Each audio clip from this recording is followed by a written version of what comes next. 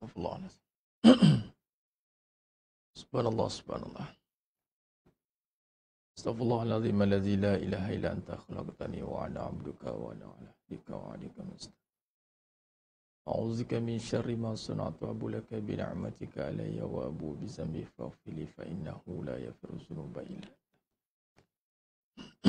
illa ta'ala. Assalamualaikum warahmatullahi wabarakatuh. Bismillahirrahmanirrahim. Innal hamdalillah nahmaduhu wa nasta'inuhu wa nastaghfiruh wa na'udzu billahi min shururi anfusina wa min sayyiati a'malina. May yahdihillahu fala mudilla lahu wa may yudlil fala hadiya lahu.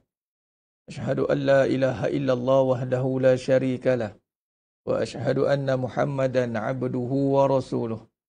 Allahumma salli ala Muhammad wa ala ali Muhammad. Rabbi yassir wa la tu'assir, Rabbi tammim bil khair. Rabbi shrah li sadri wa yassir li amri wahlul 'uqdatam min lisani yafqahu qawli. Allahumma aftah alaina hikmataka wanshur alaina min khazaini rahmatika ya arhamar rahimin. Wallahu allazi la ilaha illa huwa alimul ghaibi wa syahadah huwa rahmanur rahim. Wallahu allazi la ilaha illa huwa Al-Malikul Quddusus Salamul Mu'minul Muhaiminul Azizul Jabbarul Mutakabbir. Subhanallahi amma yushrikun. Wallahul Khaliqul Bari'ul Musawwiru lahul asma'ul husna. Yusabbihu lahu ma fis samawati wal ardh wa huwal azizul hakim. Wala hawla wala quwwata illa billahil aliyyil azim. Wala manja minallah illa ilaih amma ba'du. Ayuhal mu'minun ittaqullah usikum wa iyaya bitaqwallah faqad fazal muttaqun. Alhamdulillah, sidang jemaah yang dimuliakan Allah Subhanahu wa taala, para penuntut akademi Rahatul Furqan, muslimin muslimat, hadirin dan hadirat. Mudah-mudahan kita semua tergolong dalam golongan hamba-hambanya yang benar-benar bersyukur. Alhamdulillah, bertemu lagi kita pada malam yang penuh barakah ni dalam siri pengajian secara atas talian kita atau pengajian online kita. Dalam bab insya-Allah kita masih membincangkan persiapan pasca zaman. Insya-Allah. Alhamdulillah, jadi pada yang dah bersiaran pada malam ni, alhamdulillah, ahlan wa sahlan wa marhaban bikum yang telah lama beristiqamah, tahniah dan syabas. Dengan izin Allah anda diberikan ruang dan peluang untuk terus istiqamah di jalan Allah. Dan ada yang memberikan full commitment. Ini yang kita nak dalam kesungguhan kita sebagai talib. Penuntut ini dia berikan kesungguhan. Dia bukan menjadi pendengar. Selalu saya ulang. Kita bukan sekadar pendengar tapi kita penuntut. Nak menuntut ni yang ramai orang tak larat. Mendengar ramai. Senang dia dengar. Kemudian dia dengar dan dengar. Tapi kalau menuntut ni dia perlukan kepada kesungguhan. Alhamdulillah saya yakin ramai yang bersungguh di dalam nak menuntut ilmu sebab kita tahu ilmu tu mahal. Ramai orang boleh bersungguh-sungguh nak cari duit sebab tahu duit tu boleh bagi manfaat bagi dia. Dia sanggup bernat, dia sanggup sapaya, dia sanggup persengkang mata, kan. Tapi akhirnya duit tu balik kadang-kadang menyusahkan kita balik. Tapi ilmu ni tuan-tuan, pelaburan anda pada ilmu tidak akan sia-sia, tidak akan pernah mensia-siakan anda. Malah pelaburan anda pada ilmu adalah niat tadi.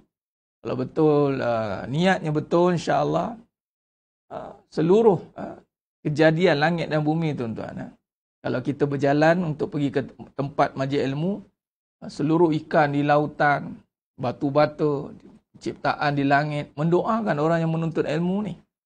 Sebab tu beza saya wujudkan platform ARF tu ada untuk bagi peluang lah anda ni biar mati sebagai penuntut ilmu lah. Ada dia panggil hitam putihnya ada lah. Hitam putihnya ada, ya Allah, aku berusaha untuk jadi seorang penuntut ilmu. Apatah lagi tentang kehidupan tuan-tuan. Ilmu yang anda sedang tuntut ni ilmu besar, bukan ilmu kecil. Bukan cabang, bukan furuk, dia usul. Sebab anda gagal dalam kehidupan, anda gagal semuanya sebenarnya. Iblis gagal dalam kehidupan. Iblis gagal dalam kehidupan. Iblis tak berjaya. Dia beramal banyak tapi hidup dia gagal. Jadi sebab tu Nabi SAW pun ajar kita untuk doa fitnah mahya wal mamat.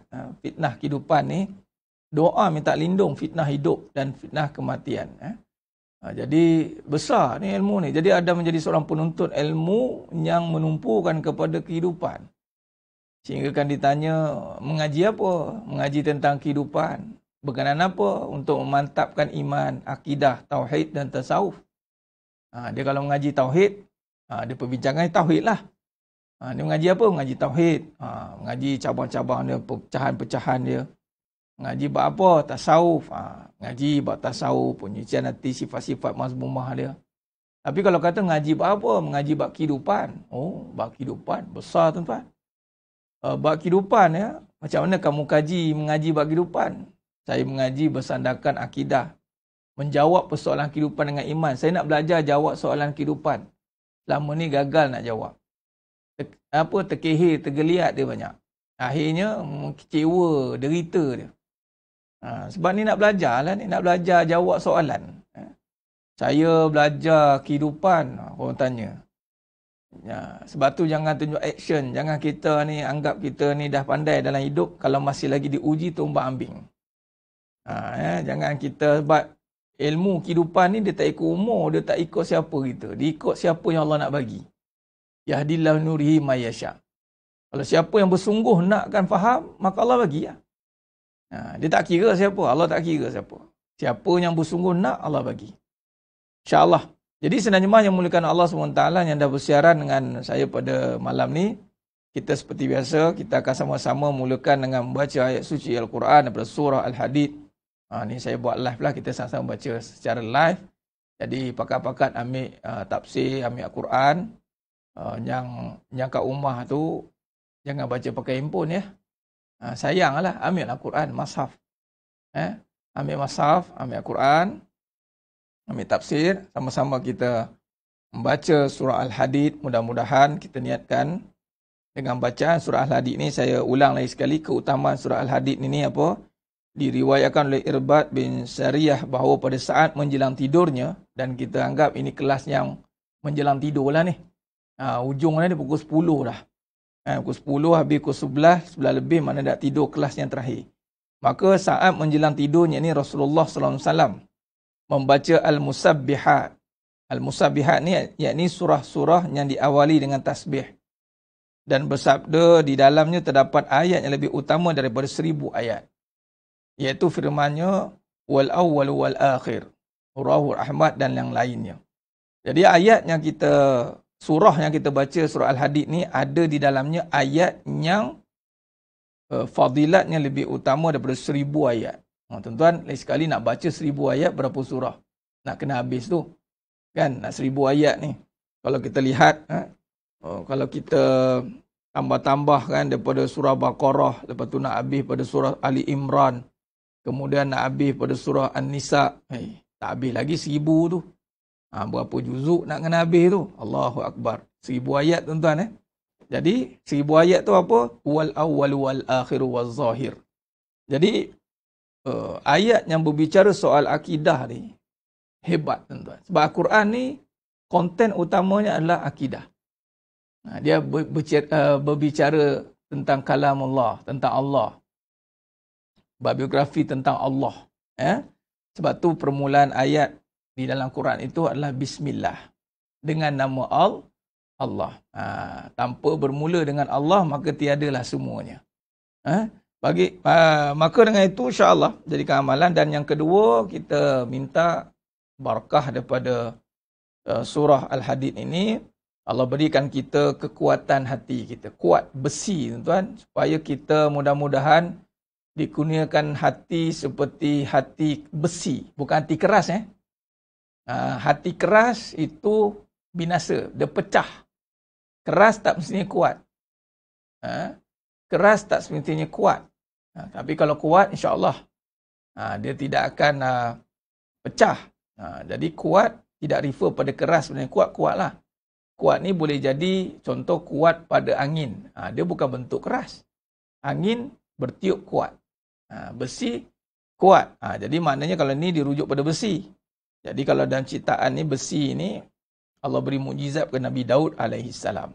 Jadi akhir zaman ni tuan, kita nak hati kita kuat. Kita tak nak hati kita koyak lah, rapuh.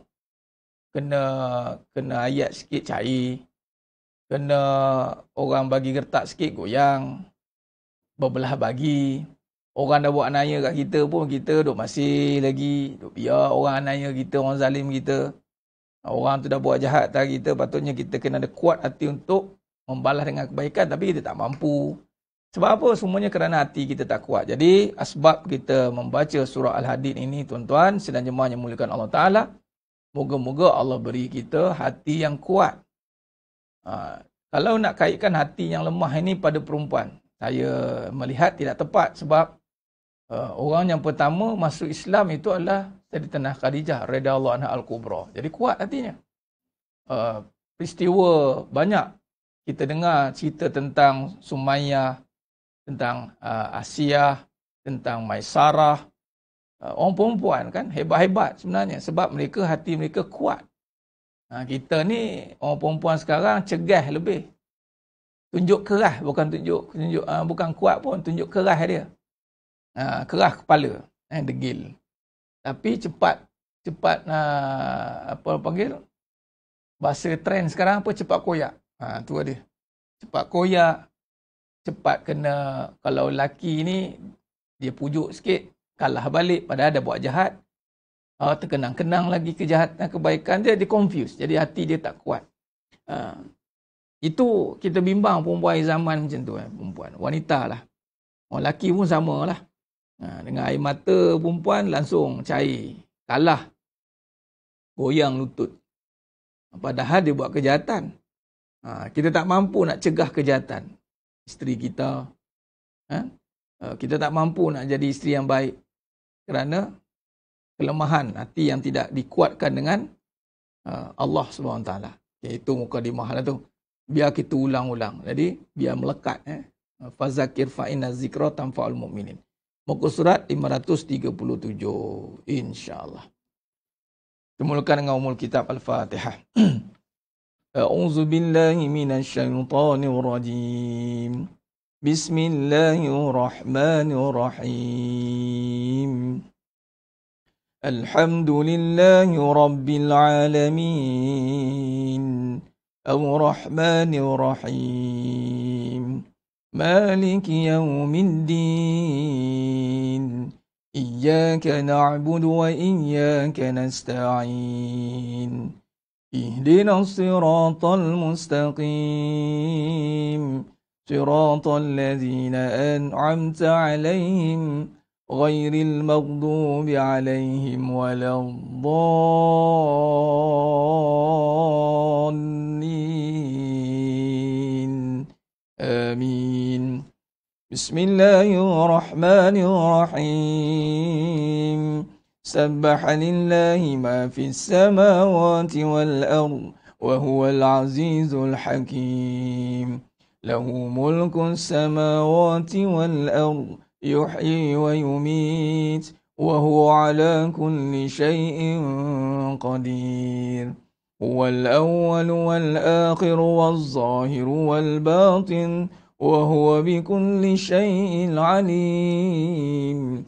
والذي خلق السماوات والأرض في 6 أيام ثم استوى على العرش يعلم ما يلج في الأرض وما يخرج منها وما ينزل من السماء وما يعرج فيها وهو معكم أينما كنتم والله بما تعملون بصير. له ملك السماوات والأرض وإلى الله ترجع الأمور.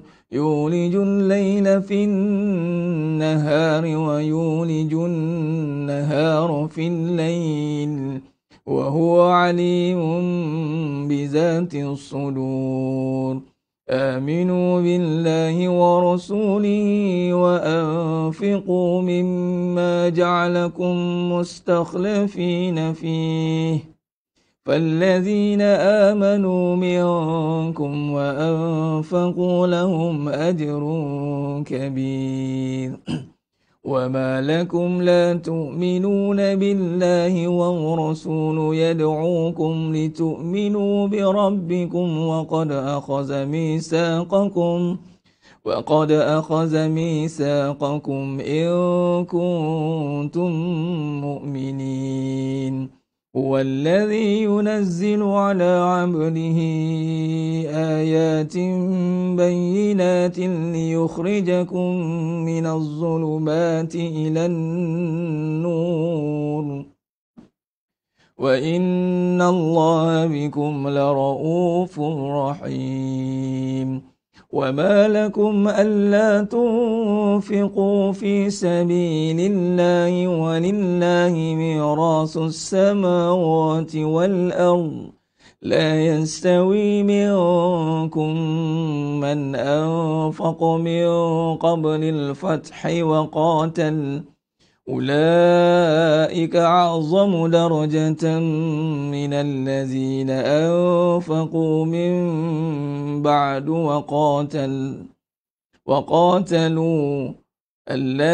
أنفقوا من بعد وقاتلوا وكلا وعد الله الحسنى والله بما تعملون خبير من ذا الذي يقرض الله قرضا حسنا فيضاعفه له وله أجر كريم يوم ترى المؤمنين والمؤمنات يسعى نورهم بين أيديهم وبأيمانهم بشراكم اليوم جنات تجري من تحتها الأنهار خالدين فيها ذلك هو الفوز العظيم يوم يقول المنافقون والمنافقات للذين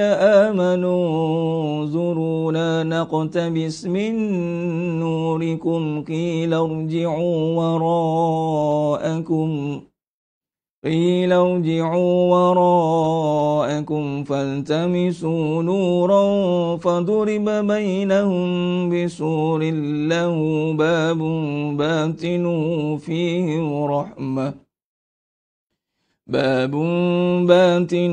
فيه رحمة وظاهره من قبله العذاب ينادونهم ألم نكن معكم قالوا بلى ولكنكم فتنتم أنفسكم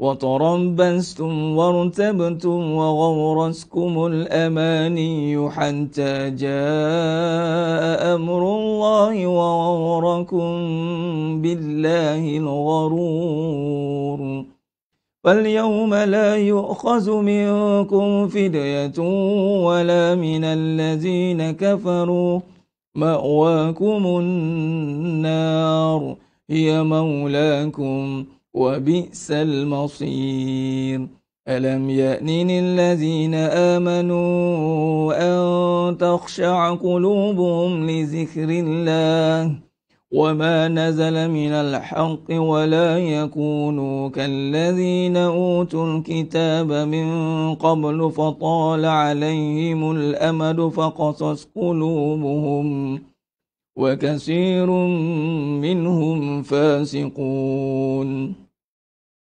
اعلموا أن الله يحيي الأرض بعد موتها قد بينا لكم الآيات لعلكم تعقلون إن المصدقين والمصدقات وأقرضوا الله قرضا حسنا يضاعف لهم ولهم أجر كريم والذين آمنوا بالله ورسله أولئك هم الصديقون والشهداء عند ربهم لهم أجرهم ونورهم والذين كفروا وكذبوا بآياتنا أولئك أصحاب الجحيم اعلموا أنما الحياة الدنيا لعب ولهو وزينة وتفاخر بينكم وتكاثر في الأموال والأولاد كمثل غيث عجب الكفار نباته ثم يهيج فتراه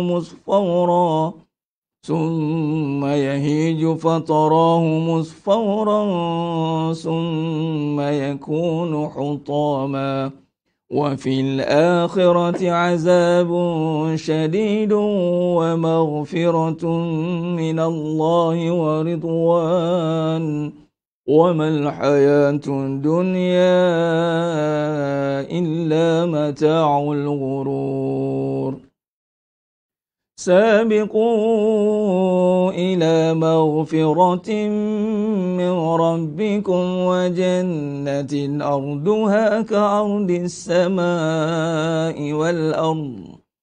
كأرض السماء والأرض أعدت للذين آمنوا بالله ورسله ذلك فضل الله يؤتيه من يشاء والله ذو الفضل العظيم ما أصاب من مصيبة في الأرض ولا في أنفسكم إلا في كتاب من قبل أن نبرأها إن ذلك على الله يسير لكي لا تأسوا على ما فاتكم ولا تفرحوا بما آتاكم والله لا يحب كل مختال فخور الذين يبخلون ويأمرون الناس بالبخل ومن يتول فإن الله هو الغني الحميد لقد أرسلنا رسلنا بالبينات وأنزلنا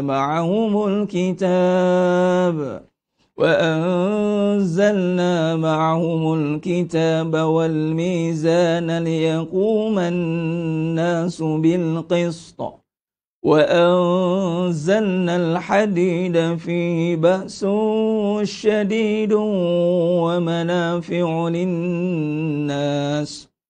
ومنافع للناس وليعلم الله من ينصره ورسله بالغيب إن الله قوي عزيز ولقد أرسلنا نوحا وإبراهيم وجعلنا في ذريتهما النبوة والكتاب فمنهم مهتد وكثير منهم فاسقون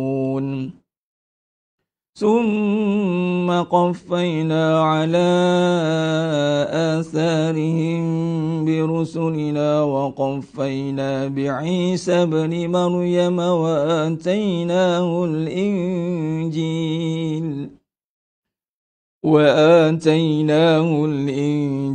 وجعلنا في قلوب الذين اتبعوه رأفة ورحمة ورهبانية ابتدعوها ما كتبناها عليهم إلا ابتغاء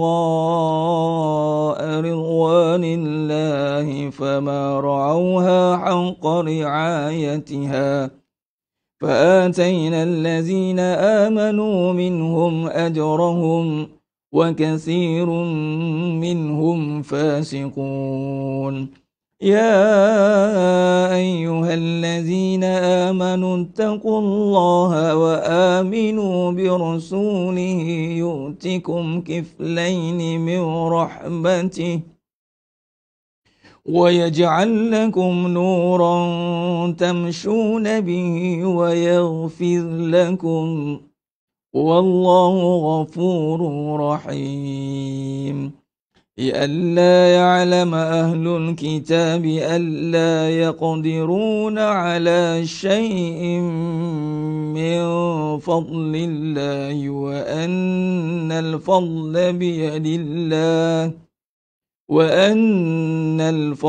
بيد الله يؤتيه من يشاء والله ذو الفضل العظيم صدق الله العظيم. Alhamdulillah, sidang jemaah yang dimuliakan Allah SWT, mudah-mudahan dengan bacaan suci ayat Quran surah Al-Hadid sebentar tadi, Allah berikan kita barakahnya, menguatkan hati kita, yang mana kita mohon kepada Allah nak kuat hati, tapi kita tidak ada usaha untuk ke arah itu. Jadi mudah-mudahan dengan bacaan suci ayat Quran ini, itu salah satu usaha kita lah untuk menguatkan hati kita ni. InsyaAllah dengan kuatnya hati, maka banyak perkara yang kita mampu hadapi dalam keadaan yang begitu mencabarnya. Alhamdulillah.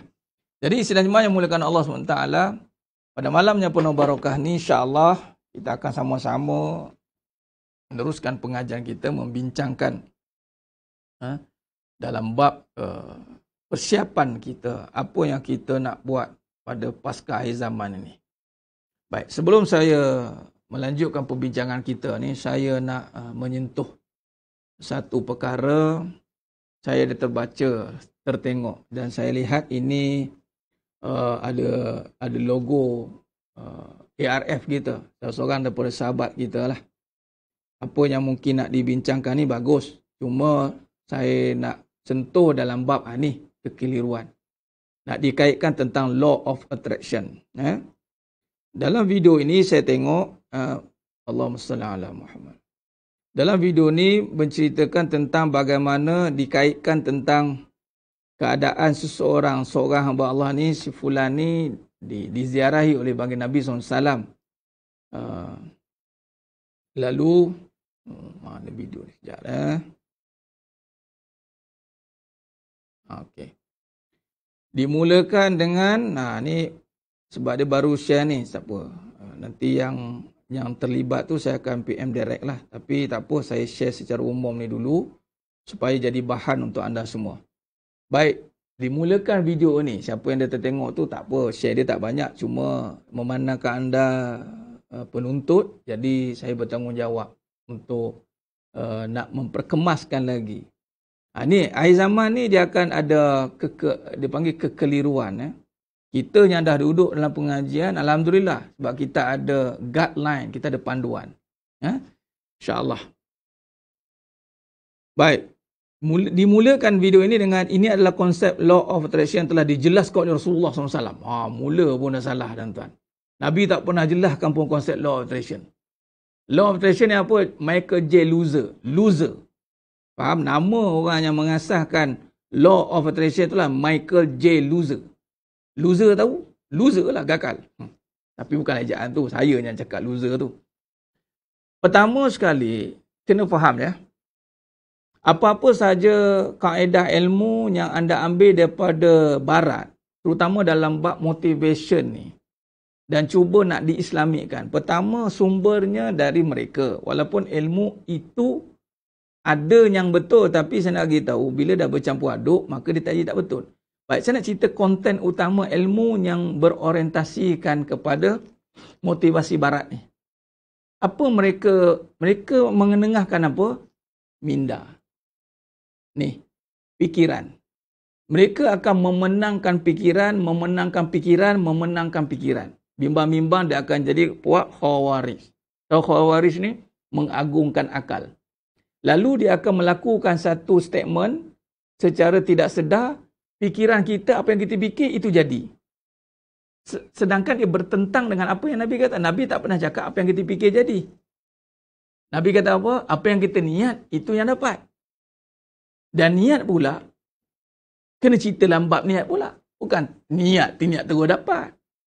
Macam kita lah niat puasa, dapat tak puasa tu? Nabi kata ada yang puasa lapar dahaga je. Tak semuanya ada niat boleh dapat sebab ada yang berubah niat. Ada niat yang tidak ikhlas, ada niat yang rosak. Anda faham? Tu dia. Maknanya yang lain sangkut-sangkut, sabarlah banyak-banyak. Memang sekarang dah start PKP, orang semua dah berkumpul dekat rumah. Jadi boleh dengar secara ulangan. InsyaAllah. Baik, sambung. Lalu apa yang dikaitkan di sini, permulaan dah salah. Nabi tak pernah explain tentang law of attraction. Hukum tarikan Michael J. Loser ni, dia mengatakan apa yang kita fikir, itu yang kita dapat. Salah. Mula-mula dah salah. Kalau apa yang kita fikir, itu kita dapat. Kalau fikir aksiden, kejap lagi aksiden. Kalau kita pergi gajah, kejap lagi dapat gajah. Adakah semudah itu kita dapat? Ataupun sehebat itu fikiran ini? Tidak. Apa tujuan dia agungkan fikiran? Supaya kita argue Tuhan. Faham? Jangan main-main. Supaya kita argue Tuhan dan supaya pelan-pelan kita rasa kita yang berkuasa menentukan keadaan. Sedangkan dia bersalahan dengan akidah Ahli Sunnah wal Jamaah. Ahli Sunnah wal Jamaah yang menentukan jadinya sesuatu perkara bukan fikiran. Tapi Allah yang maha berkuasa. Kita berfikir, kita berusaha tapi menentukan Allah. Baik, sambung. Kata lagi di sini dikaitkan tentang hadis yang saya pun tak cek lagi hadis ni backgroundnya apa, cuma tak apalah. Ditulis ni riwayat Imam Ahmad. Okey. Satu hari Rasulullah SAW menjenguk. Ni sedap ni. Tengok kat mana silapnya. Satu hari Rasulullah SAW, dia berkata, daripada law attraction tadi, apa yang kita fikir benar-benar terjadi. Oh, dahsyat. Lalu dia kaitkan, ini orang Islam kita ni. Dia tengok ilmu barat, dia sunatkan dia. Faham tak? Anda ingat semudah tu ke saling kulit? Mana boleh. Kalau asas daripada barat, kalau anda nak Islamkan dia pakai baju Islam, tak jadi kalau isinya barat. Itu panggil sesat barat. Itulah yang panggil New Age, ilmu, movement apalah semua. Dan saya ada kaedah untuk memantahkan keadaan itu. Baik, sambung. Suatu hari Rasulullah SAW menjenguk seorang yang sedang sakit demam. Baginda bersabda, semoga penyakitmu ini menjadi penghapus dosamu. Orang itu menjawab, tapi ini adalah demam yang mendidih. Okay. Yang jika menimpa orang tua yang sudah renta, yang sudah melarat, boleh menyeritnya ke lubang kubur. Mendengar keluhan orang itu, Rasulullah SAW bersabda, kalau demikian anggapanmu, maka akan begitulah jadinya. Hadis riwayat Imam Ibnu Majah. Saya bacakan je teks matan dia ni. Matan lah. Dari segi riwayat, saya tak cek lagi. Tapi saya cerita. Okay. Lalu dikaitkan, perhatikan pesan Rasulullah berikut ini. Perhatikan pesan-pesan Rasulullah berikut ni. Yang pertama, barang siapa yang redha pada maka keredaan itu untuknya. Barang siapa mengeluh, maka keluhan itu akan menjadi miliknya. Hadis riwayat Imam Tirmizi. Okey. Redha, maka redha itu untuknya. Mengeluh, maka keluhan itu miliknya. Soal, redha ni duduk kat akal ke kat hati? Keluh ni duduk kat akal ke kat hati? Okey, sambung. Itu soalan lagi. Lalu disusun lagi pesanan Nabi. Salah satu kebahagiaan seorang adalah keredaan menerima keputusan Allah. Rawahu Imam Ahmad. Jika kita terus tengok. Jika kita memikirkan bahagia, maka kita akan bahagia. Anda nampak tak campur aduk kat sini? Patut hati-hati. Ni akhir zaman ni. Terus, jika kita memikirkan bahagia, maka kita akan bahagia. Jika kita berfikir sedih, maka kita akan jadi sedih. Sambung lagi. Jika kita berfikir gagal, kita menjadi gagal. Mana hebat artinya? Jika kita berfikir sukses, maka kita nescaya akan sukses. Saya setengah baca dunia ni. Jika kita berfikir sakit, kita juga menjadi sakit. Hadis tadi, cuba tengok. Nabi menziarah seorang yang sakit. Lalu bila ditanya, Nabi mendoakan. Lalu disambut oleh orang sakit, dia mengeluh. Itu bukan berfikir. Dia bercakap tak berfikir pun. Dia mengeluh. Mengeluh ni adalah nafsu. Dia menentang. Dia tak suka. Maka nafsu yang menggerakkan percakapan itu, maka akal itu dipengaruhi oleh nafsu. Jadi sekarang ni, Nabi tak ajar kaedah berfikir tu. Nabi ajar kaedah menerima hati ridha. Itu bukan berfikir, itu ridha tuan-tuan. Hati-hati. Jangan. Hati-hati. Walaupun ada mula berfikir sihat, maka kita akan dapat sihat. Confirm ke? Salahlah benda tu salah. Sebab tu pentingnya pengajian.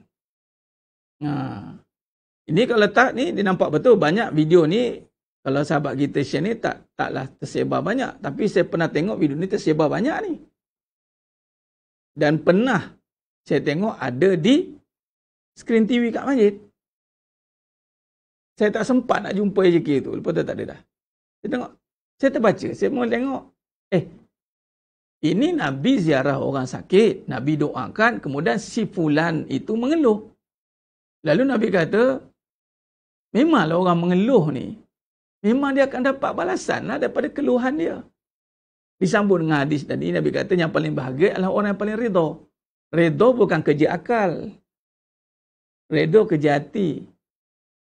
Okey, hatinya redha, maka dia menggerakkan akal. Dia menggerakkan akal untuk mengeluarkan kata-kata yang benar. Bukan memenangkan akal. Tadi bila begitu menangkan akal. Kalau kita berfikir positif, positif. Kalau kita berfikir sakit, sakit. Kalau berfikir kita kaya, kaya. Kalau berfikir kita bersandar pada fikiran lah hidup kita ni.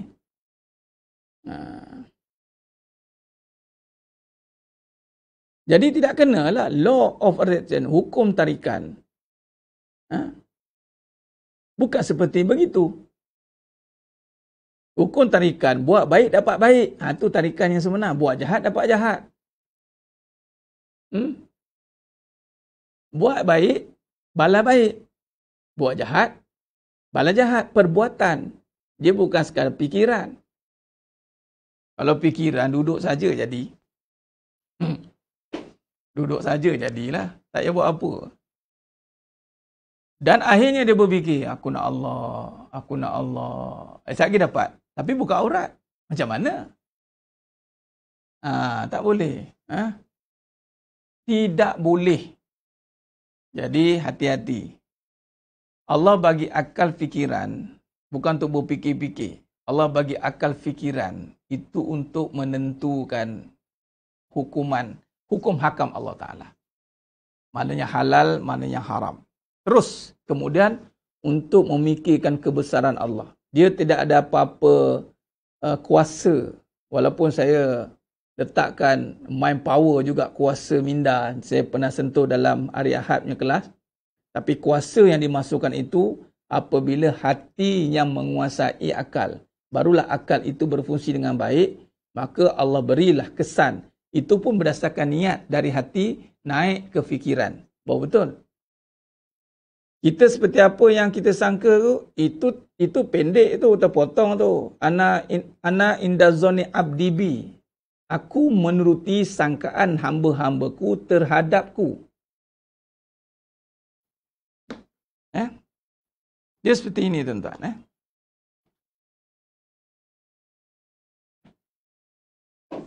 Sangkaan ini, hadis tadi, itu ada kursi, aku menuruti. Allah, Ustaz.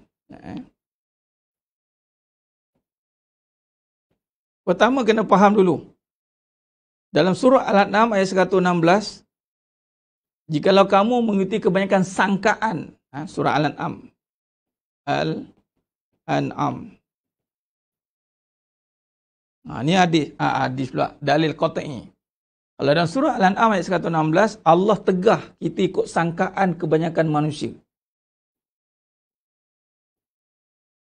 Allah tak bagi. Jangan ikut sangkaan kebanyakan manusia atas muka bumi. Nanti puan yang mengikuti tadi, tolong semak video-video live saya yang lepas. Saya minta jasa baik anda untuk tengok banyak link. Saya ada share nanti. Saya akan share dekat page saya. Tengok banyak saya share tentang perkara ni. Saya dah kupaskan. Tak apa. Malam ni saya sentuh lagi sekali. Sangkaan kebanyakan manusia, kebanyakan manusia atas muka bumi. Dan kalau kita lihat, cari siapa boleh copy paste surah Al-An'am 116, tengok yang lebih tepat. Tengok lebih tepat makna dia. Allahumma sallam. Kemudian saya akan kupas hadis tu sekejap. Tengok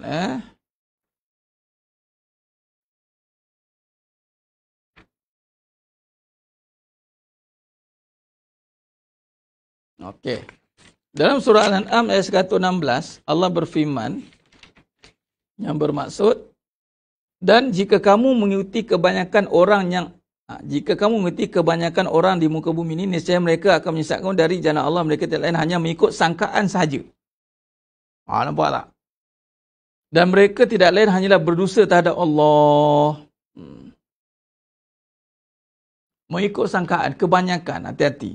Jadi maksudnya sangkaan ini bukan boleh jadikan hujah. Jadi saya nak respon kepada hadis qudsi yang aku menuruti. Jangan kita ambil sekerat-serat. Itu bahaya ngaji sekerat-serat. Apatah lagi dalam bab kehidupan ni. Biasanya kita nak pakai dalam bab kehidupan ni. Hati-hati. Sebab tu anda duduk dalam pengajian ni adalah untuk merungkai kehidupan. Kalau kita nak ngaji dalam bab hadis, mungkin kita tak sempat. Banyak orang yang pakar hadis, kita mungkin jumpalah. Tapi kat mana kita nak jumpa balik perbahasan hadis dan Al-Quran? Bila kita tengok kehidupan kita. Maka dalam hadis qudsi tadi, aku menuruti sangkaan. Adakah sangkaan apa? Sangkaan hamba-Ku terhadap-Ku. Tak habis tu bukan sangkaan saja. Ana inda zonni zon. Zonni abdibi. Aku menuruti sangkaan. Ana inda zonni, aku bersama sangkaan hamba-hambaku terhadapku. Dia kata kunci dia, apa yang kita duk sangka pada Allah ni? Itu yang terjadi nanti.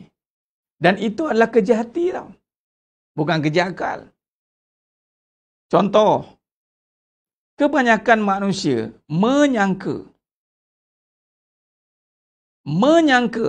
rezeki tak ada. Kan dah salah tu. Kebanyakan manusia kan rezeki tak ada. Sebab apa kamu cakap rezeki tak ada? Kamu sangka kat siapa rezeki tak ada ni? Rezeki ni nama siapa? Nampak tak? Kat mana yang kamu kata rezeki tak ada? Sebab apa? Sebab duit tak ada, Ustaz. Oh, duit tak ada. Dan kebanyakan orang akan menyimpang daripada jalan ketaatan. Bila dia kata rezeki tak ada, itu merujuk pada duit tak ada. Apa yang dia buat adalah kejar duit. Maka dia kejarlah duit. Tinggallah berkat. Tinggallah taat. Tinggallah suruhan Allah. Sebab duit punya pasal. Allah kata, kamu kata rezeki tak ada. Tak apalah, aku ikutlah kamu. Ikut kamu tu bukan maksud Allah ikut kita. Tapi kamu punya level kepahaman tahap tu, itulah kamu dapat. Kasih sayang tak ada. Sebab apa suami tak pegang tangan? Ada. Kamu kata aku tak ada. Okey, kamu pergilah kat suami kamu tu. Kamu kata aku tak ada. Kamu pergilah kat duit tu. Nampak? Jadi sebab tu sangkaan itu bukan dengan datang dengan fikiran yang semata-mata, tapi sangkaan itu dia panggil su'uzon, sangka buruk dengan nafsu tu. Dia tengok, dia sangka buruk. Bahaya. Sebab tu hadis ana inda zonni abdi bi. Jaga sangkaan kita pada Allah. Sebab tu husnuzon. Contoh, kita diuji bab duit. Rujuk surah Al-Baqarah ayat 155. Al-Baqarah 155. Ini dalam bab risiko ni saya akan kupas secara detail.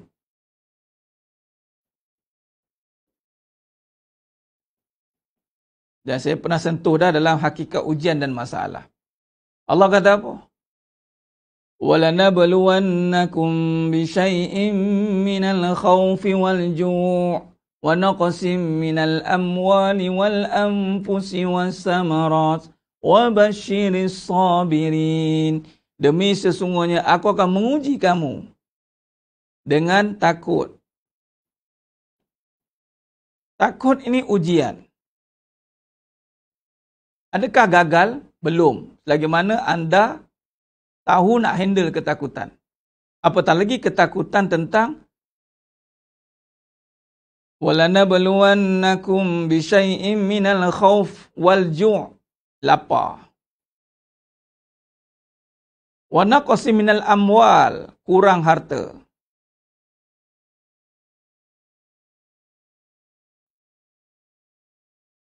Kematian jiwa. Ada ini kematian. وَنَقْصٍ مِّنَ الْأَمْوَالِ وَالْأَنفُسِ, anfus, mati. Allah uji, takut dengan kematian. Macam sekarang COVID kan. Wassamarat, sumber, putus sumber. Ni PKP dah lockdown, kita habis, kita takut kita tak ada sumber. Yang lebih parah, tak ada sumber rezeki. Dia cakap macam tu. Habislah sumber rezeki aku. Sumber tak ada. Sebab Allah kaitkan dengan tanaman. Wa naqsim minal amwali wal anfusi wassamarat wa basyiris sabirin. Akhirnya Allah kata apa? Wa basyiris sabirin, kabar berita gembira. Nampak? Ini pun satu lagi konsep yang kita salah faham. Berita gembira bagi orang yang sabar. Kita sabar, kita kait dengan sedih. Sedangkan kalau ikut pada Allah, sabar itu gembira, bukan sedih. Sedih itu sabariah. Faham? Yang sedih-sedih sabariah. Kalau sabar itu pasangannya gembira. Wa basyiris sabirin. Kenapa pula sabar boleh gembira? Kerana dia tidak tertipu dengan takut pada makhluk. Lapar. Takut. Lapar ni cerita tentang apa? Takut lapar. Okey. Awalnya secara lumrah kita takut lapar. Tapi itu ujian. Lalu kita pun mengaji. Lapar. Cerita tentang apa lapar? Sebab tu Allah suruh guna. Di sini datang guna akal. Yatafakkarun. Lapar ni tentang apa? Gunakan akal kamu fikir sikit. Kita pun tak mampu fikir. Sebab apa? Tidak ada zikir. Iman tidak kuat. Tidak mengaji bab iman. Kita duk faham lapar apa? Nasi. Lapar makan. Rupanya bab lapar cerita tentang rezeki. Aku uji kamu takut tak ada rezeki. Aku uji kamu lapar. Tapi sebenarnya lapar ni soal rezeki. Kalau kita tak ngaji, kita pun cakap tak ada rezeki. Sedangkan lapar tu memang wujud. Sebab adatnya memang ada makan, tak makan. Tetapi rezeki tidak akan pernah tiada. Orang yang kelaparan, sekiranya dapat tahu daripada orang yang macam contoh kita ni. Saya tengok ada yang share dekat Facebook, siapa yang susah tolong, kita share semua, yang jangan sampai tak makan, nampak? Sekiranya lah kita tahu ada orang tak makan, adakah kita biarkan dia tak makan? Kita ada makanan tuan-tuan. Itu menunjukkan rezeki itu ada. Tinggal lagi dia tak jumpa orang yang nak bagi. Itu je. Itu je. Bukan bermaksud tak ada rezeki. Jadi maknanya di sini, rezeki ada bukan tak ada. Tak ada makan bukan tak ada rezeki. Tak ada makan. Tak ada makan lah bukan tak ada rezeki. Tapi kita tidak diajar untuk akidah. Ini kata ana inda zonni abdi bi tu. Aku uji kamu tak ada makan. Kamu sangka apa kat aku? Adakah kamu sangka buruk kat aku? Sehingga kamu kata tak ada rezeki? Okay, adakah lapar saja? Tidak tuan-tuan. Pada lapar, ujiannya soal rezeki. Soal apa lagi Allah uji? Kekurangan apa? Ujian kasih sayang. Ujian kasih sayang.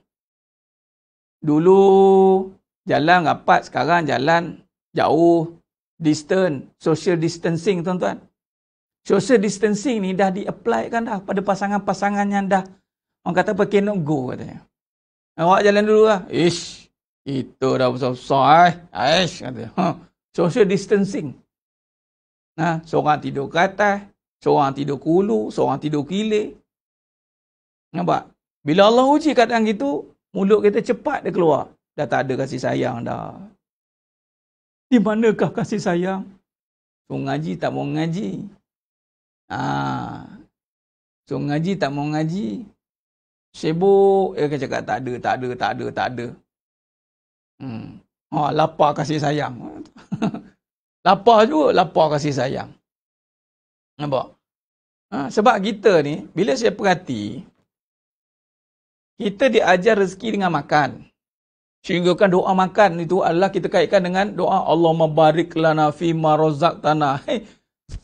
Kita anggap itu doa makan, tuan-tuan. Sedangkan doa rezeki, apa sajalah Allahumma barik lana fima razaqtana. Doalah apa-apa rezeki kurniaan, tak kereta ke itu rezeki Allah kurniakan. Ya Allah berkatilah rezeki kita ni ya Allah. Allah barik lana fima razaqtana wa qina azaban. Jangan jadikanlah asbab kurnia ni jauhkanlah daripada api neraka. Ini kita dikaitkan lapar, makan dia, rezeki tu makan. Makan rezeki, cari makan. Jadi bila tak ada makan, tak ada rezeki. Sama juga kasih sayang. Kita ni diajar oleh law of attraction tadi. Diajar oleh barat punya. Berpeluk tu sayang. Sebab tu ramai orang, kalau anak-anak muda ni, dia nak berpeluk dulu. Sebab nak buktikan sayang, belum kahwin lagi. Belum nikah lagi, kahwin dah. Faham tak tu? Nikah belum, kahwin dah, Ustaz. Tu dia. Sebab apa? Kan kalau tak ada buat apa-apa, macam tak sayang dia. Tu nampak. Sedangkan memang buatlah macam tu pun, tak ada masalah. Awak nak berpeluk, nak berkepit, nak mengangkut, itu bila dah halal, buatlah. Tapi bila dah halal, tak buat pula. Bila dah halal, buat, dah tak nak buat, nak pula, yang dah kecewa. Allah bagi, kahwin lagi. Dah agak-agak pula nak buat. Apa-apa sebab keliru. Nanti bimbang dikecewakan lagi. Dah. Patutnya tebuslah balik. Kamu dah pernah lalui fasa kegagalan. Allah bagi peluang. Lagi sekali. Janganlah buat perangai yang sama. Ini dah, saya tak nak. Saya dah puas. Saya dah serik. Di saat saya berikan seluruh kasih sayang saya. Sulaiman ini tidak hargai. Lepas tu Allah bagi dia kahwin lagi. Bila kahwin lagi, dia buat tak tahu. Sebab apa? Saya tak nak tertipu dengan kasih sayang. Betul kan kami kahwin buat apa? Kau jadi tunggu kat situ. Saya tak nak. Kali ni saya takkan tertipu dengan lelaki. Dah tu. Kahwin buat apa? Lepas tu ada pula, saya takkan kahwin. Sebab apa? Saya takkan tertipu dengan lelaki. Pun sama juga. Dia terpengaruh dengan kurang itu tak ada. Amwal. Kurang harta ni cerita tentang apa? Usaha. Ni cerita tentang usaha. Kurang usaha, kurang harta. Tuan-tuan, kurang harta ni bukan sebab tak berusaha.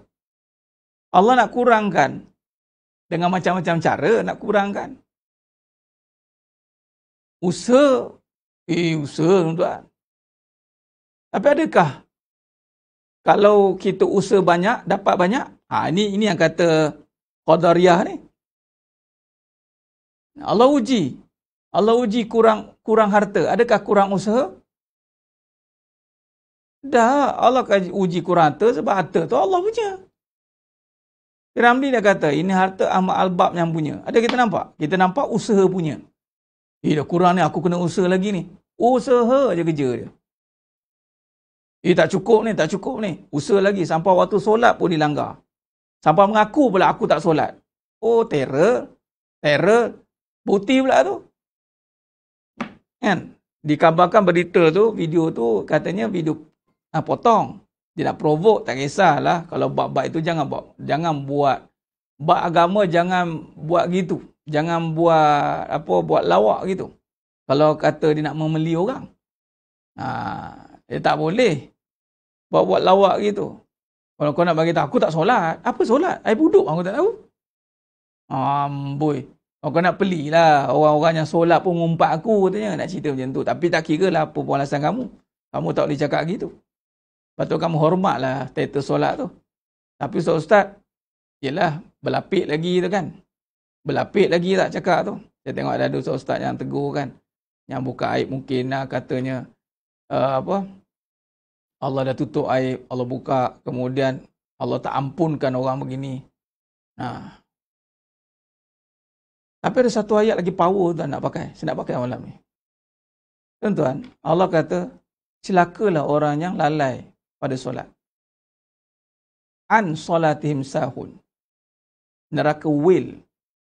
Celaka. Allah panggil orang yang melalaikan solat. Celaka. Bahasa Quran tu bukan tak solat tau. Melalaikan. Maksudnya, solat zuhur masuk satu suku. Contoh. Dia sebab lalainya pasal. Sebab sibuk. Orang lalai apa? Dia tahu dia boleh berhenti buat kerja. Dia tak berhenti. Dia tahu benda tu tak penting pun sekejap. Bolehlah tunda sekejap. Tapi dia tak buat. Bukan melibatkan nyawa pun. Bukan melibatkan menjaga perbatasan negara pun. Dia bukan melibatkan benda-benda penting. Tapi dia saja buat benda tu penting. Orang macam ni, kata Allah, celaka orang macam ni. Kalau yang melalaikan solat, melambatkan solat, celaka. Kalau tak solat, apa bahasa kita nak bagi ke orang macam ni? Kalau saya panggil teruk pada binatang. Panggil celaka. Orang macam ni tu buku temu ruah. Ada kadang-kadang memang berlapik. Ustaz kasar. Tak, saya guna ayat Quran juga. Saya ambil saja bahasa Quran, saya bagi kat dia. Habis cerita. Saya kata celaka. Apa panggil saya? Tak, saya panggil orang yang tak solat. Yang melambatkan solat. Saya tak tergamak lah nak bagi orang tak solat ni. Bahasa apa yang lebih teruk pada celaka? Ni kalau bahasa kebenaran tuan. Benanah tinggal dengar kan. Dalam dahsyat lagi, orang yang membutakan hati dia, memekakkan telinga dia, membutakan mata dia pada mendengar, membuat hukum Allah. Allah kata apa? Ulaikal an'am balhum adhal. Mereka ibarat binatang. Malah lebih teruk daripada binatang. Kita boleh tak panggil? Aku nak panggil kau apa? Nak kena binatang, kau teruk lagi pada binatang. Marah tak? Tahu pun. Ustaz, tak saya cakap ikut ayat Quran. Malah binatang pula, Al-An'am, binatang berkaki 4, yang ternak. Termasuklah lembu, dan saya pernah sentuh dalam bab apa? Khinzir, babi. Khinzir termasuk binatang ternak, semua haram untuk kita. Tapi dia binatang ternak, tuan-tuan. Jadi kalau Allah kata, lebih teruk daripada binatang, Al-An'am, bukan hayawan, tak, An'am. Maka orang yang tak solat lebih teruk dari, jawablah sendiri. Lepas tu mulut, nak sangat paku balik. Lebih teruk daripada babi. Tu je bahasa dia. Kadang-kadang kita doa-doakan juga, kita doakan, tapi bahasa yang tepat, kena letak pada tempat yang tepat. Jadi jangan marahlah kalau orang kena dicelakakan, orang marah sebab dia mengundang kan. Tu bahasa dia tuan. Tu Al-Qurannya bahasa. Ni kata-kata mana dalil tekok ni. Memang saya pakai betul-betul tuan ayat Quran. Bahasa kebenaran. Jangan ingat. Dan celaka juga ditujukan kepada orang yang kumpul harta. Al-Humazah tu. Orang yang kaki ngumpat. Wailul likulli humazil lumazah.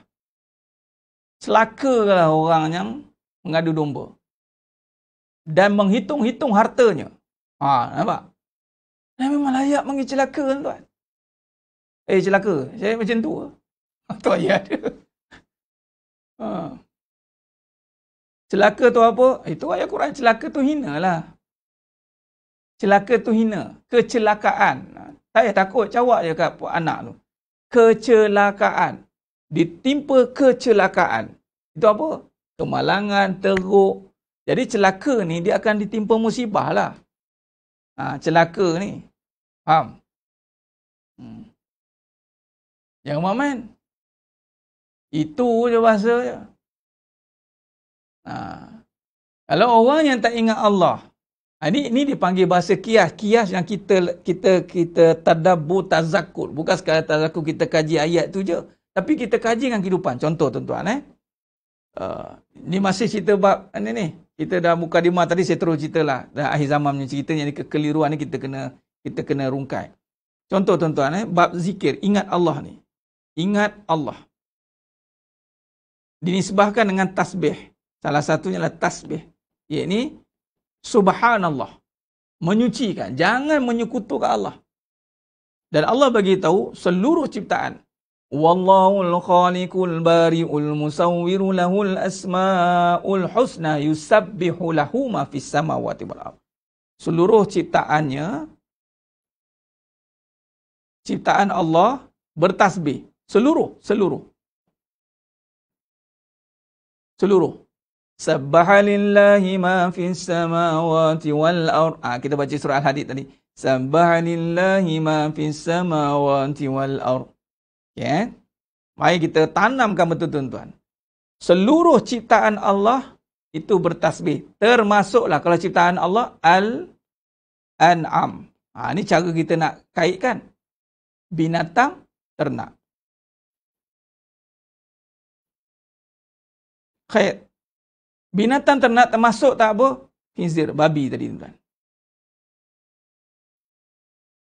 Khinzir. Kalau kita sebut pada perbahasan, dia tak kira mencarut. Kalau sebut di luar topik, itu baru kata mencarut.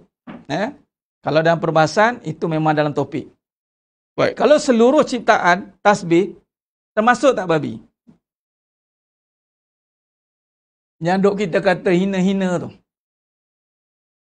Najis-najis tu. Pada sudut najis mughalazah berat, ya. Tapi pada hakikatun, Allah jadikan binatang yang kita duk pandang hina tu, tasbih tak pada Allah? Tasbih. Okey, kalau kita tak tasbih pada Allah, lebih teruk dari jawab sendiri. Tu je lah. Tak usah nak bajet mulia lah. Tak usah nak bajet jalan berkepak. Tak payahlah. Ustaz, jadi satu dosa ke solat lambat? Bukan satu dosa dah, satu kecelakaan. Jadi janganlah suka-suka lambatkan solat. Tak boleh. Sebenarnya tak boleh. Tak ada kompromi. Melainkan benda-benda yang ada musyakkah. Ada rusah dia. Itu cara kita susun tu kan. Baru kita rasa Allahu Akbar, malunya. Aku ni ketua pula tu. Kita ketua. Sebab tu Allah kata, sebab saya kait pula.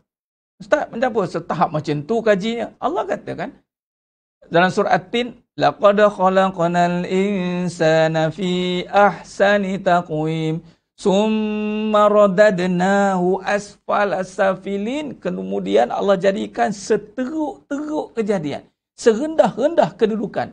Pertama di neraka, kedua di dunia. Dalam kejadian yang kita duk pandang macam cannot go lah binatang ni, kamu akan lebih bawah daripada binatang ini.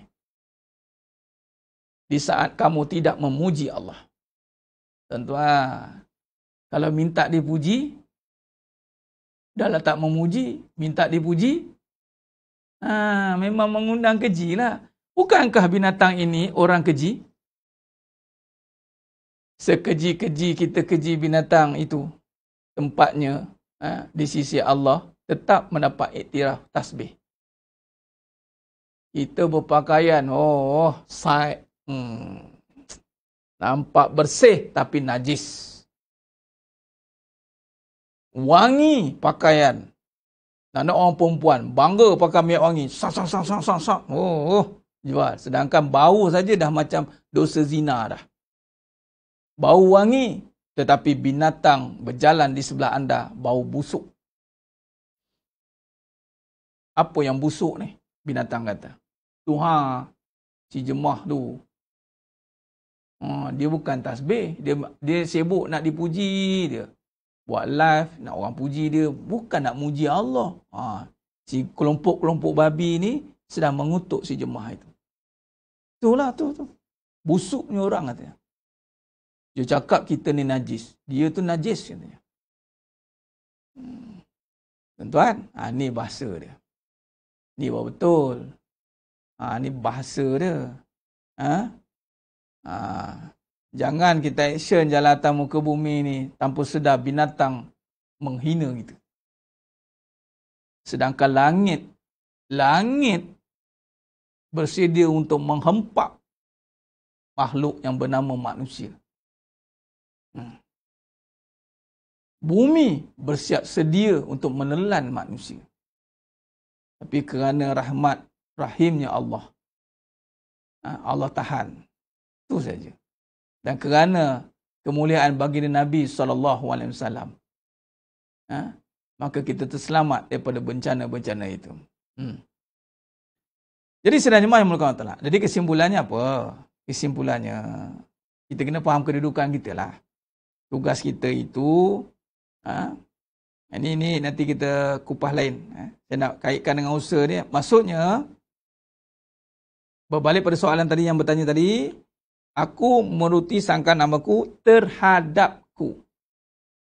Terhadapku. Jadi, hati-hati apa sangkaan kita. Apa sangkaan kita kepada Allah. Allah uji sakit, apa sangka kita pada Allah? Kita mengeluh. Itu sebab jangan over-over. Oh, matilah aku macam ni. Allah tak cakap, tak ada lagi statement mati. Dah kita menzahirkan tak puas hati kita. Tahulah kita, PKP ni matilah aku. Aduh. Oh, belum mati lagi. Tak tahu apa jadi ke depan.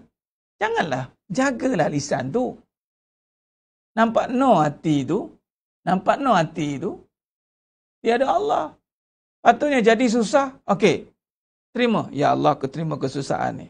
Aku yakin Engkau yang maha menjaga mentadbir urus seluruhnya.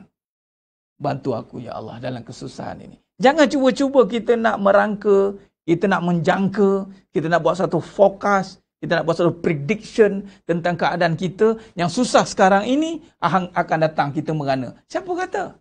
Allah tak pernah menjanjikan pun perkara itu. Allah tak pernah menjanjikan kesusahan menyebabkan kamu melarat. Allah tak pernah, Nabi tak pernah pun bercakap begitu. Tapi kerana hati kita yang ketandusan ilmu tentang kehidupan yang dibimbing dengan kebenaran, buta dalam melihat siapa yang mentadbir kehidupan ini. Sebab itu Allah uji kita mengeluh. Suatu benda yang paling senang nak buat ketika susah, mengeluh.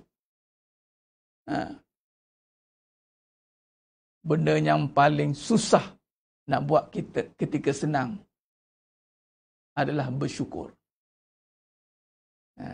Allah lupakan sekejap susah saja, lupa terus kita nak syukur. Syukur ni apa? Untuk appreciate, untuk kita gandakan. Kalau dapat suami, kita nak all out nak buat baik dengan suami. Asal dapat suami yang santai, dia langsung tak buat. Suami tak suruh pun tak buat lah. La ilaha illallah. Tak disuruh, tak buat. Nak diketuk, baru berjalan. Itu nak masuk dia. Dia jadi blur. Tak tahu nak buat apa. Nampak tak? Asal masa lapang, dia tak tahu apa. Ngangar. Itu maksudnya. Tak ada inisiatif untuk rajin. Dia jadi malas. Itu Allah bagi sihat, malas. Allah bagi suami yang tak banyak cerewet, dia ambil mudah. Suami saya okey apa? Bila dah okey dia, melompat-lompat dia keluar. Keluar. Bila tengok GPS tu, dia punya, kalau pasang GPS kat kaki tu, dia punya jalan tu, zap. Macam tu ha. Macam tu jalan dia. Gimana tu? Suami saya dah bagi kebenaran. Oh, iya ke? Dia gunakan kesenangan dia pula untuk dia susah untuk kehendak dia. Bukan nak susah kembali, gunakan untuk mentaati, tingkatkan prestasi, kurangkan diri dia untuk benda lain. Bila dah suami dah bagi kebenaran, lapang, kamu tak pergi mana-mana? Tak apalah bang, Allah bagi saya suami yang tak cerewet ni, saya tak naklah ambil kesempatan atas kelapangan ni. Orang lain Allah uji suami, ya Allah, macam perangai. Jadi saya tengok Allah uji suami yang macam perangai, nak lagi jauh pada suami. Allah bagi suami yang tak banyak perangai pun nak jauh dengan suami. apa punya pesen lah kadang-kadang tu kan. Yang bagi suami banyak perangai pun nak lari pada suami. Sebab dah tentulah banyak perangai. Yang tak banyak perangai pun nak lari pada suami juga. Sebab apa? Suami okey. Jadi masa banyak dengan kawan, me time. Masa dengan, bukan dengan suami. Mungkin dengan anak-anak. Hati-hati Masa banyak dengan anak-anak pun kena quote-unquote sebab kalau anak dengan suami, mana nak utama? Suami. Jangan buat main. Ni masa banyak anak lah bang. Alasan anak je alasan dia. Lepas tu tak tahan lagi. Sama-sama lah tolong. Sudah. Dengan suami diangkutnya. Abang pula bedtime story. Saya penat.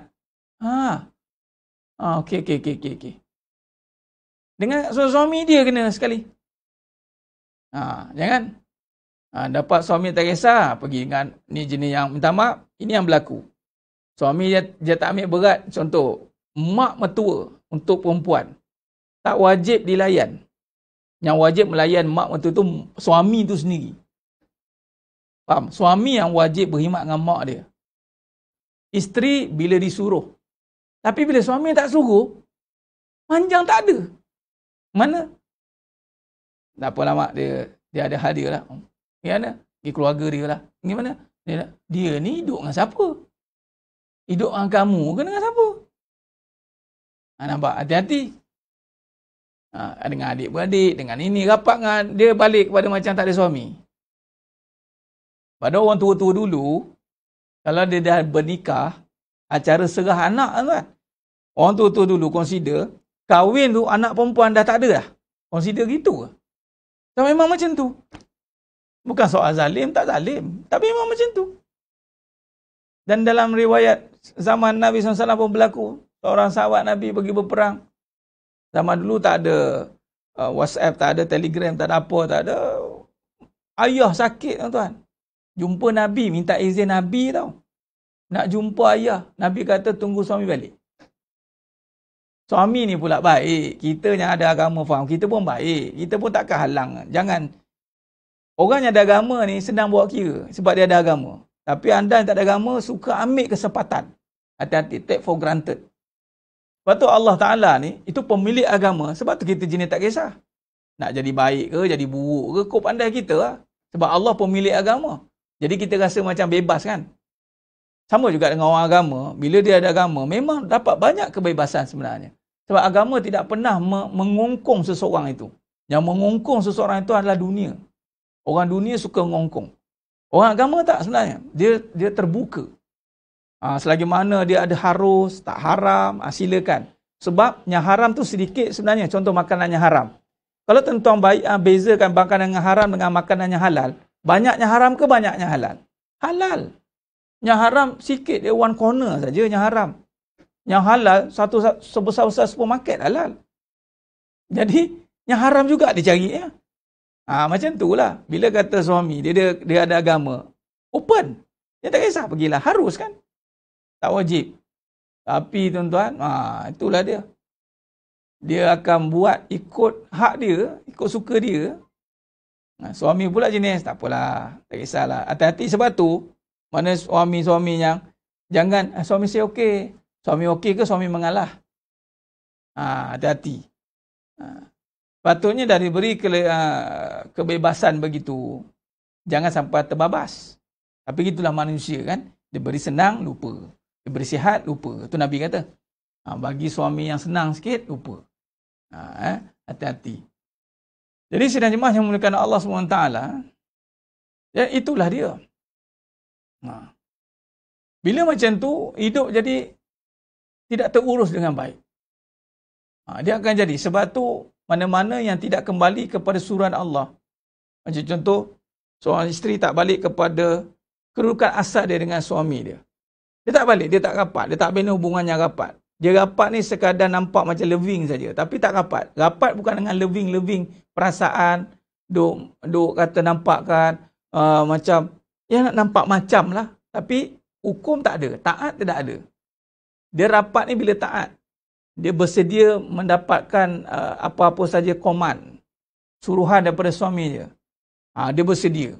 Bukannya mengambil ambil peluang. Contoh, ini berlaku bagi yang ada 2-3 isteri. Hati-hati. Ramai juga isteri yang ambil peluang, dia panggil isteri part time. Mentang-mentang isteri kedua, isteri ketiga, part time. Suami pula suka ambil kesempatan juga. Biarlah dia. Isteri ketiga, isteri kedua, biarlah dia. Tak boleh. Anda tak boleh buat macam tu. Isteri pun bukan bermaksud, ini hari aku free. Tak ada. Anda tak terlepas walau sesaat daripada seorang kewajipan bagi seorang isteri. Tinggal lagi diberi kelonggaran. Itu saja. Allahumma salli ala Muhammad wa ala ali Muhammad. Jadi sedang jemaah yang muliakan Allah SWT. Diberi kelonggaran, tu saja. Tapi ramai yang ambil kesempatan. Itulah dia, mengambil kesempatan di atas kelonggaran itu. Lalu sekali terus longgar hubungan tu. Lepas tu tak boleh. Dia tak ada istilah isteri part time, dia tak ada istilah suami part time. Semuanya full time. Baik. Jadi sedang jemaah yang mulakan Allah SWT.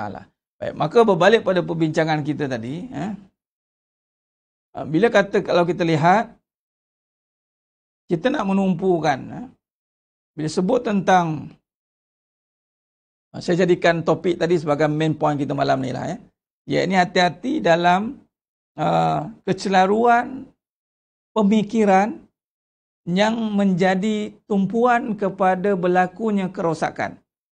Pemikiran ni hati-hati. Sebab musuh akan masuk melalui pemikiran. Jadi, persiapkan fikiran dengan hujah kebenaran.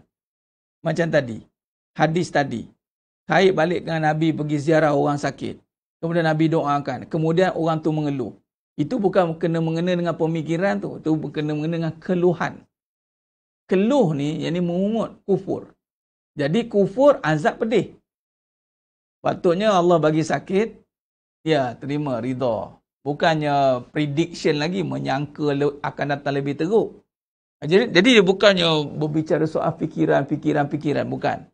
Memang, kalau kita lihat, antara ujian akhir zaman ni juga, memang Barat, ataupun musuh Islam lah, Barat musuh Islam, atau musuh Islam. Barat ni taklah semua musuh, tapi saya letakkan, musuh Islam yang datang pada Barat.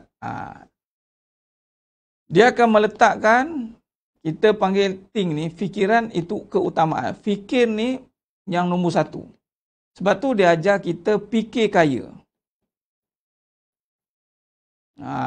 Ni pun ada sentuh-sentuh. Fikir kaya. Think rich.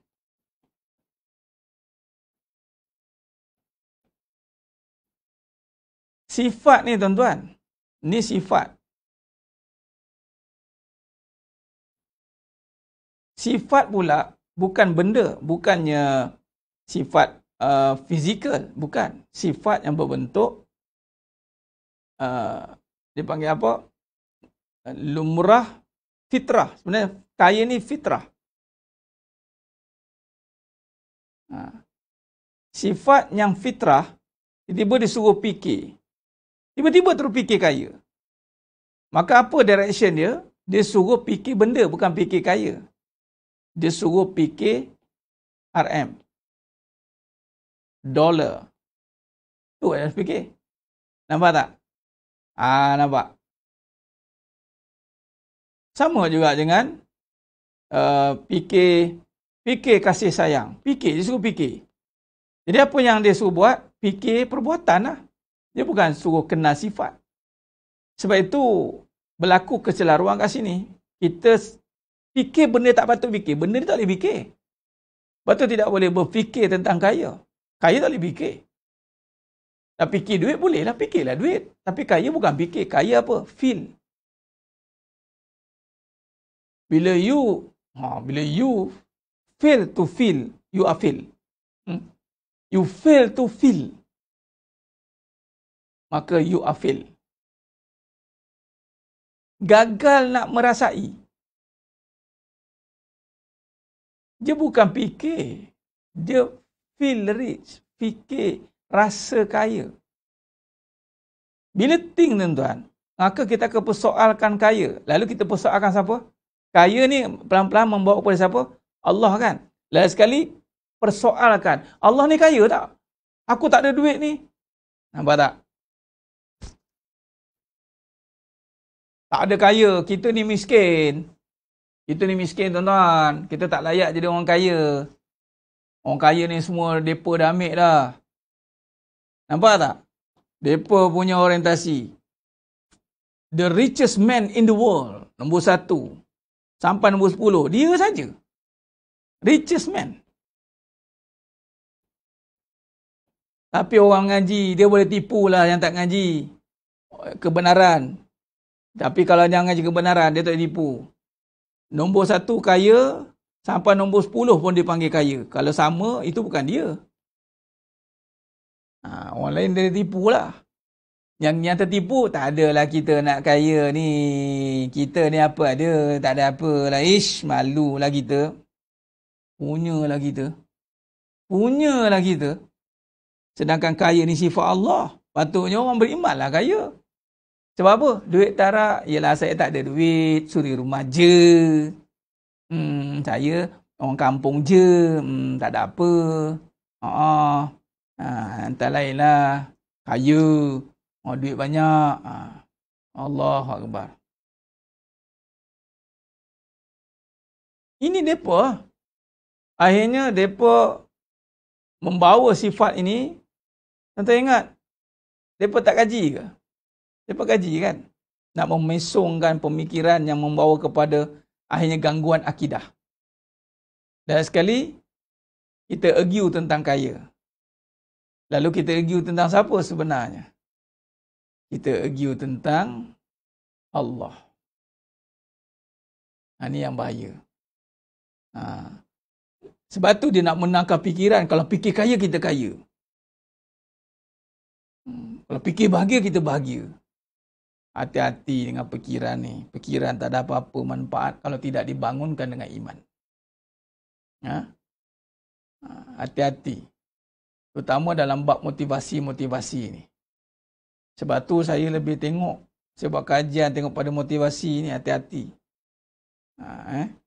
Jangan ikut-ikut dengan kaedah yang bermula dengan fikiran. Bila berfikir dia hati-hati. Tengok apa yang disebut. Kalau dia pergi fikir tentang sifat, tu salah tu. Bahagia sifat, kenapa nak fikir bahagia? Tuan-tuan, bahagia tu sifat bukan benda. Kenapa kata nak fikir bahagia? Yang anda fikir bukan bahagia. Anda fikir rumah luas. Anda fikirkan laut. Fikirkan pasangan yang romantik. Itu benda tuan-tuan. Bahagia bukan untuk dipikir. Bahagia untuk dirasai. Nampak? Dah lama ni tanpa sedar. Kalau tak ada lah. Yang ngaji pun terbabas juga. Tadi share tu. Sebab tu saya kata kalau sebut orang kaya, saya memang cut terus. Tak ada orang kaya. Orang berharta. Kita nak lebih langkah berhati-hati. Itu cara kaedah kita duk menjaga benda tu. Allahumma salli ala Muhammad wa ala ali Muhammad. Baik, jadi sidang iman yang dimuliakan Allah SWT. Itulah dia perbincangan kita pada malam ni, insya-Allah. Moga-moga Allah rahmati kita semua. Hati-hati dengan corak-corak pemikiran yang bercampur aduk dengan batil ni, menjahanamkan iman kita tanpa sedar. Halus jarum dia, masuk tak payah banyak, cukup masuk 1 jarum. Dia cukup masuk 1 jarum, cukup untuk membawa masuk pelan-pelan virus itu. Virus tak perlu masuk dalam bentuk yang besar. Contoh tuan-tuan, virus itu dia masuk ni dalam perjalanan yang halus. Sebab tu yang lagi halus lagi bahaya. Sebab tu macam coronavirus ni halus. Jadi dia bukan masuk secara berketul-ketul gitu. Itu belum lagi Allah uji dengan udara. Toksik. Halus. Jadi serangan halus. Ingat, pegang ayat ni, serangan halus. Jadi bukan serangan kasar-kasar. Bukan jelas-jelas nampak. Tak. Dia akan masuk secara halus. Bila kata halus, kita kena perhalusilah setiap perkara. Macam contoh malam ni, nampak? Kita kaji, dah terbagai, terbuka. Allah, Salah ya Ustaz? Ya. Anda bayangkan, Allahu Akbar, anda sebut hati ada serangan-serangan halus. Hati-hatilah. Ya. Jangan tinggal doa minta lindung daripada azab kubur, wa azabi jahannam, wa fitnatil mahya wal mamat, wa min fitnah masih syahrid dajjal. InsyaAllah, berazamlah hancurkan kebatilan, tegakkan kebenaran, insyaAllah. Khair, moga-moga Allah rahmati kita semua. Ustaz, kalau fikir nak cari harta yang banyak tu salah ke Ustaz? Nak cari harta yang banyak. Nak cari dah salah dah. Kita dah bincang dalam bab ni puan. Kenapa nak cari? Perlulah. Perlu harta banyak. Kalau perlu banyak, silakanlah. Dunia ni keperluan. Nah. Salah tu kat mana? Kalau kita ikut kemahuan, salah. Kalau kata, saya perlu duit yang banyak Ustaz. Fikirlah. Kenapa perlu banyak? Duit saya je apa Ustaz? Saya perlukan.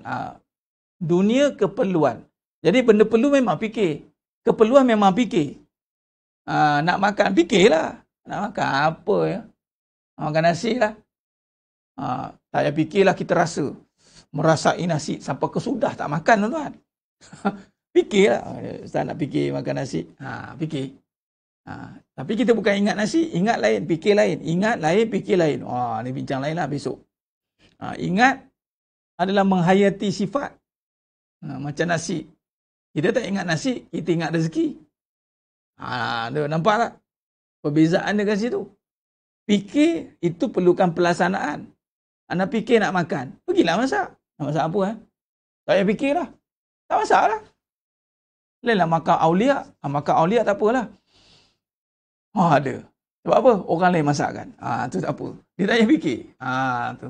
Sebenarnya memang ada makam martabat dia tak payah fikir sebab ada orang lain fikir untuk dia. Fikiran tu tetap berlaku. Cuma dia tak sempat fikir benda tu kerana fikiran dia sibuk memikirkan ilmu, memikirkan segala hujah-hujah, memikirkan segala ni. Akhirnya Allah datangkan orang yang perlu menyokong, memikirkan kemaslahatan orang yang memikirkan jalan Allah ni. Berfikir juga tapi dia tak berfikir banyak untuk perkara tu. Tu cara dia.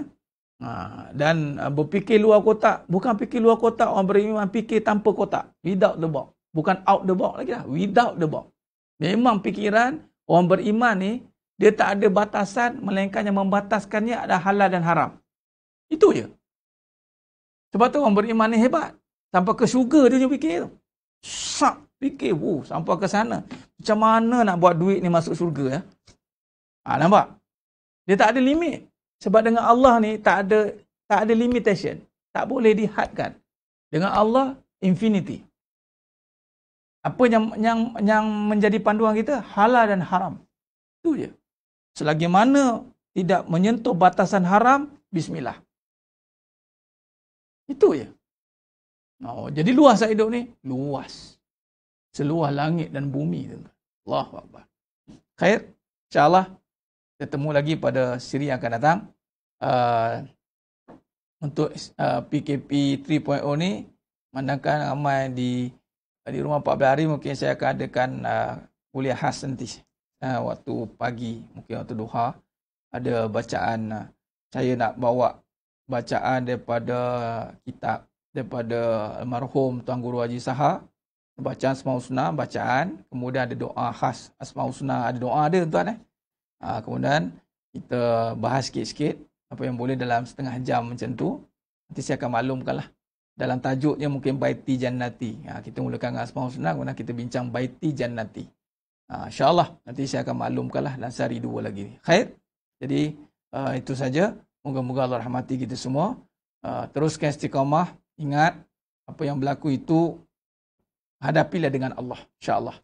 Allah akan bantu kita walaupun kita susah macam mana, dengan Allah insya-Allah nampak jalan keluarnya nanti insya-Allah. Wa may yattaqillaha yaj'al lahu makhraja. Insya-Allah itu saja. Aku lu qouli hadza wa astaghfirullah azim li wa lakum wa bila taufiq wal hidayah.